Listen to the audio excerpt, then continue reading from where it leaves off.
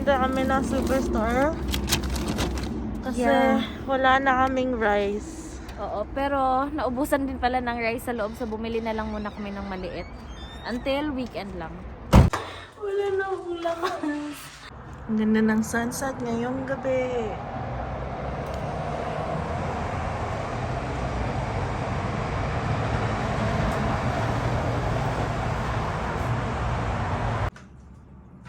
Madumi lang yung ano namin, yung screen, pero ganda ng sunset. What is it? This week we're gonna be busy.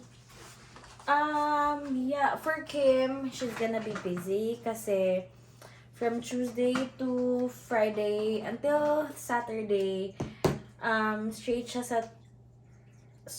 sa 2 jobs niya. So, Hanggang Friday lang yung 2 jobs. Saturday, yung part-time ko lang. ay, oo. So, maiwan ako sa bahay, but, still gonna be productive kasi, Ito yung napamili namin. Ito na lang, ganito na lang kaliit yung rice na nabili namin. Kasi wala na. oo.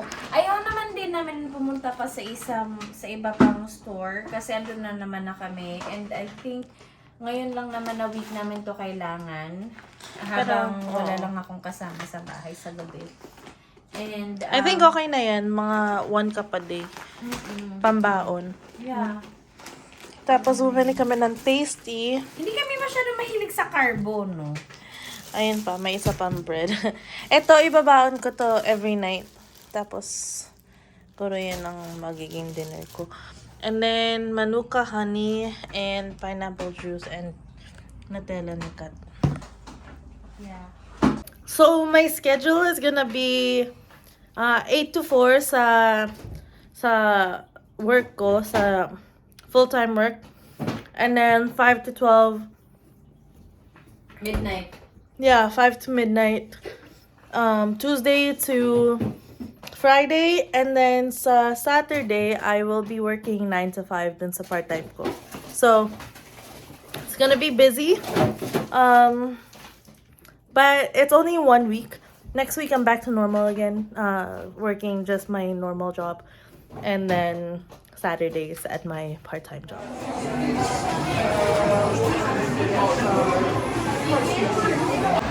Hi guys, so bumalik pala ako sa Jollibee, no? Tuesday ngayon, and dumating ako doon 3:44 siguro, mga ganon, and nakuha ko na yung order ko, nakalabas na ako lahat mga 3:59. So mabilis lang siya, so siguro depende talaga, no, sa araw at saka sa oras, kasi sabi naman nila parang by oras daw ata na busy, depende daw rush hour ba or weekend ba or dinner or lunchtime ba, ganun daw. Mga 3 something ako nakapunta dun, so I think wala pa masyadong tao kaya mabilis yung pila. Good morning. Today is day 2 of working from 8 a.m. to midnight. Yesterday was okay. Today, waking up was a little bit harder. I'm gonna drive to my other work now. I mean, to my real work. Okay, see you guys.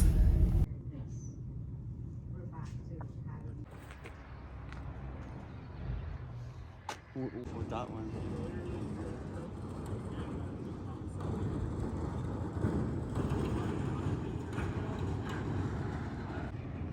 Wow.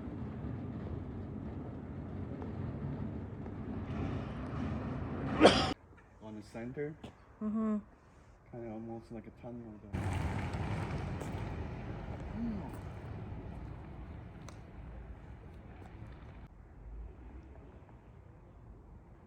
So, nasa bahay na pala talaga. Nasa bahay pala tayo ngayon, kanina. After work, nag-dinner kami. Saglit ni Kim, sabay kami nag-dinner, and then umuwi na ako ng bahay. And then, ano ba tayo ngayon? Wednesday. So, Wednesday pala ngayon, guys, no? And, dahil nga ako lang mag-isa ngayon sa bahay, wala si Kim, dahil Tuesday to Friday, straight yung work niya from 8 hanggang 12 midnight sa second job niya.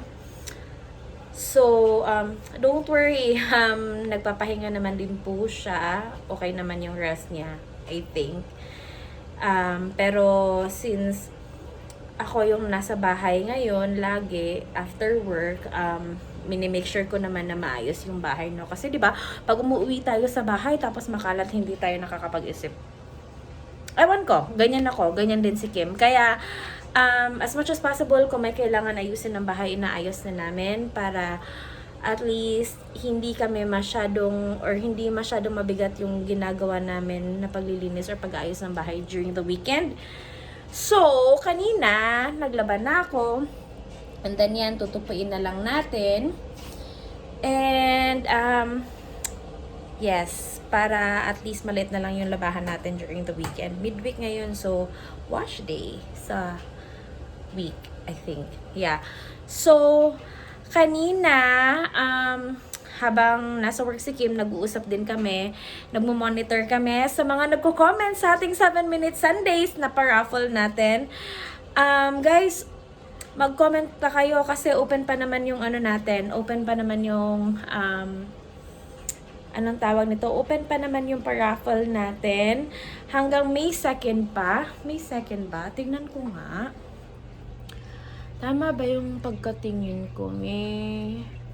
Yeah, hanggang May 2nd pa. So, may chance pa kayong manalo ng $30. I know, alam namin na medyo maliit lang yan. Pero, handog namin yan sa aming mga 300 subscribers. So, yes, nabumonitor kami kung sino mga nagko-comment at ilang beses nag-comment sa aming lahat ng videos namin sa 7-minute Sundays. So, again, hindi naman kailangan mag-comment kayo sa lahat ng videos ng 7-minute Sundays namin na segment. Pero isang comment, isang entry. I mean, tama ba? Isang comment sa isang episode na yun, isang entry yun. So, more comments, more chances of winning. Tama ba? So, yes. Kanina, nagmamonitor kami and then nag-edit. And then, habang wala akong ginagawa kanina, may tinatapos kasi akong libro ngayon. Yung pangalan niya, How to Do the Work. Ito. Tapos may mga notes ako dyan. Guys, road to ano to. Mga self-healing, something, mga ganyan. But, yes, yan lang muna ang update natin sa ngayon. At ako ay magtutupi na muna. Babalikan ko muna itong mga ginagawa ko mamaya. Uunahin ko muna yung mga tinutupi para ma-empty na yung bed natin. It's night 2. It is, I don't even know what time it is. It's 12:15 and I just got home. Well, I'm still outside, but I'm walking in now. And I'm pretty tired, pretty sleepy. So, it's Thursday tomorrow, so that's third to the last day. Huh? Doesn't make sense. I don't know, I'm tired.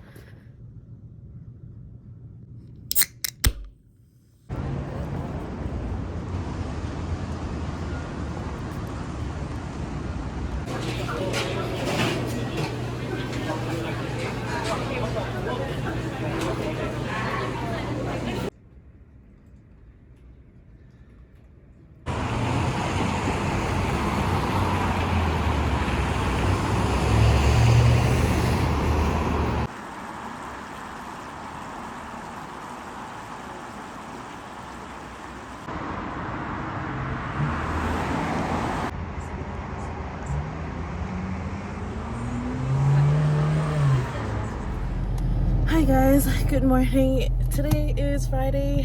It's a bit rainy. Well, it's gonna rain anyway.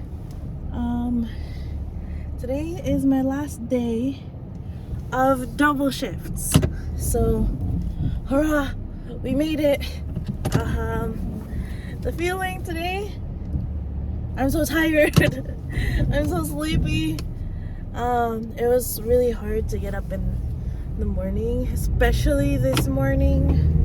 I was like dreading it, but overall, I think I feel all right. The key is, guys, to get a good quality of sleep. So anyway, I'm driving now to downtown Vancouver for work. So I've been driving every day, and that's hard on gas and that's hard on the wallet, but it's also the most convenient, especially if I'm going home at midnight. I think it's the quickest way to get home. But yeah, so I'll just drive first. So see you later. Kanina, nag-start ako mag-video pero picture pala yun. Ang joke naman. Friday pala ngayon, guys. Huling araw ng week. Pero yung energy ko, imbis na tataas kasi weekend, sobrang baba. Sobrang baba. Hindi ko alam bakit. At saka kaninang umaga, nung papasok na ako ng work or kahit na nung nasa work na ako, hatching ako ng hatching tapos namamaga yung dito ko. Tapos parang ngayon pa nga din, pag itatouch ko yung ilong ko, feeling ko na hatching ako. Sabi nila allergies naman. Allergies sa ano? Kailan party-arte naman allergies. Pero,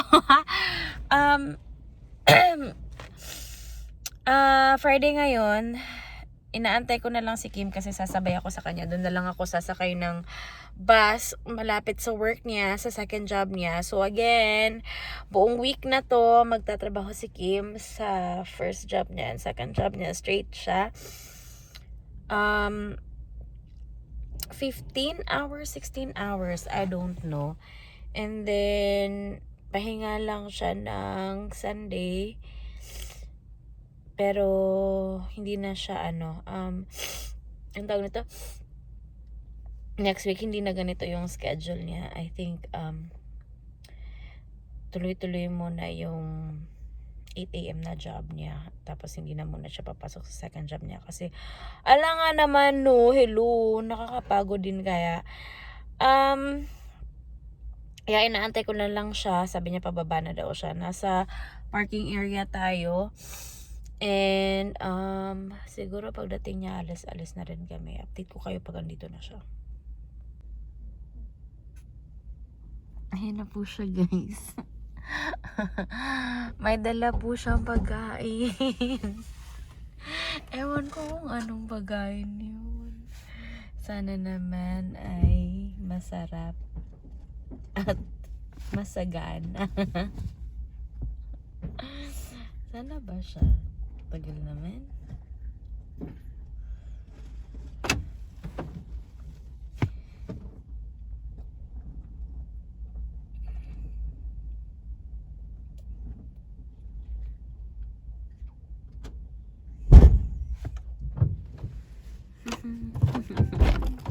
Hello. Hello. May bukit po siyang pagkain.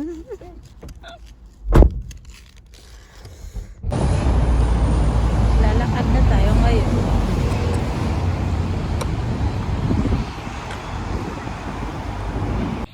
So, kanina, after namin dumating doon sa work ni Kim, nagbasa ko pa uwi pero hindi ako dumiretso sa bahay. Bumaba muna ako sa London Drugs kasi bumili ako ng paper towel. And then, may nakita ako doon na alam kong makakatulong sa amin ni Kim sa mga darating na araw. Bumili ako ng sleep mask na satin. Dalawa, binili ko. Isa kay Kim, isa sa akin. Kasi, yung kwarto namin masyadong bright, lalo na sa summer. Kasi yung side namin, dito nakatapat talaga sa amin yung sunrise. So, sa umaga, 5 AM pa lang, ang taas na ng araw at nagigising kami ni Kim. So, Pwede naman kami maglagay ng blackout curtains. Kaso, we like it that way. We like our room that way. Siguro pag hindi na namin take. Last year kasi, ganun yung nangyari sa amin. Pero okay naman siya so far. Ngayon, titignan namin kung gusto ba namin maglagay ng blackout curtains or hindi. But, titignan ko kung gusto to ni Kim tong sleep mask. Hello everyone. Today, right now, is my last day or last night of doing a double shift. Or like 2 works, 1 in the morning and 1 at night. So basically from 8 a.m. to midnight. Right now it's 12:08, so midnight and 8 minutes. I'm at Churches because Kat messaged me earlier and said she wanted Churches, and so yeah, I'm just at the drive-thru waiting for chicken. Well, I haven't ordered, but I'm waiting for chicken. Pero ang funny kasi may mga paggabi, 24 hours kasi ang Churches chicken. Pero paggabi, close na yung dining room nila. So, yung mga tao na gusto mag-Churches na walang car, pipila din sila sa drive-thru. I'll show you. Ayan, kita niyo sila. Meron isa dito, tapos meron din doon. Ayan siya.